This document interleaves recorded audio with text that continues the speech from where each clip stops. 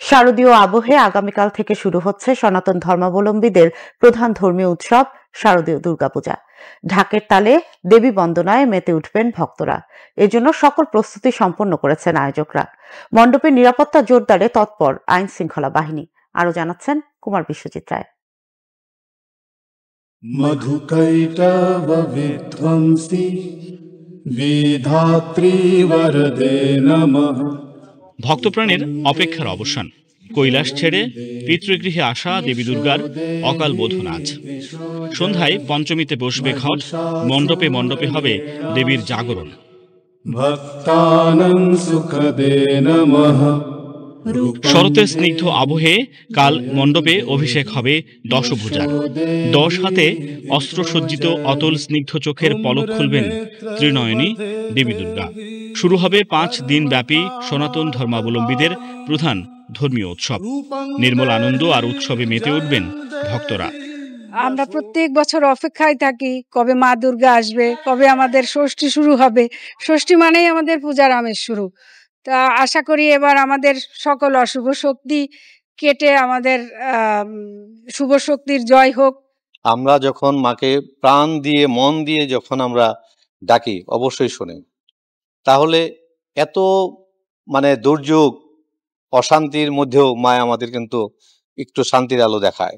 মা আসছে, আমরা অনেক খুশি। আমরা পুজোর এই কটা দিন অনেক আনন্দে কাটাবো, এটাই প্রার্থনা করি। তাই এবারের পূজা উৎসব মুখর করতে সকল প্রস্তুতি সম্পন্ন করেছেন আয়োজকরা। আশা করছেন বিগত সময়ের চেয়ে আরো বেশি জাঁকজমকপূর্ণ হবে এবারের দুর্গাপূজা। অন্যান্য বছরের তুলনায় এবছরের পূজার পরিস্থিতি অনেক ভালো এবং অনেক বেশি জাঁকজমকপূর্ণ হচ্ছে। নিরাপত্তা ব্যবস্থা খুব ভালো অবস্থানে আছে। আমাদের এখানের ভলান্টিয়ার আছে। আইডি কার্ড করে দেওয়া হবে স্বেচ্ছাসেবকের, ওনাদের নাম ভোটার আইডি কার্ড দিয়ে ওনাদের এখানে শনাক্ত করা হয়েছে।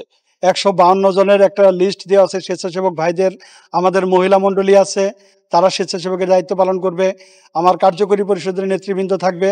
আমরা প্রত্যাশা করি দেবীর এই আগমন কোনো বিশৃঙ্খলা ছাড়া আমরা সুষ্ঠু সুন্দরভাবে উদযাপন করতে পারবো।